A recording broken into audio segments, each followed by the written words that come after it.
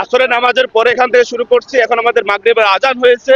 আমরা যেহেতু মুসলিম, আমরা সকলে ঐক্যবদ্ধ হয়ে আমরা এই রাজপথে আমরা মাগরিবের নামাজ আদায় করেছি এবং আমরা আরো ঘন্টাখানেক মতন এখানে অবস্থান করব। এবং আমাদের এখানে এই নামাজ পড়ার উদ্দেশ্য হলো আমরা মুসলমান, সেই কারণে নামাজ পড়ছি এক। আর হাদি ভাইয়ের জন্য দোয়া শুধু আমরা এই নামাজই করতেছি এমনটা না। হাদি ভাইয়ের জন্য আমরা প্রতি নামাজে দোয়া করতেছি, কোরআন খতম করা হইতেছে। হাদি ভাই আমাদের হৃদয়ের চন্দন।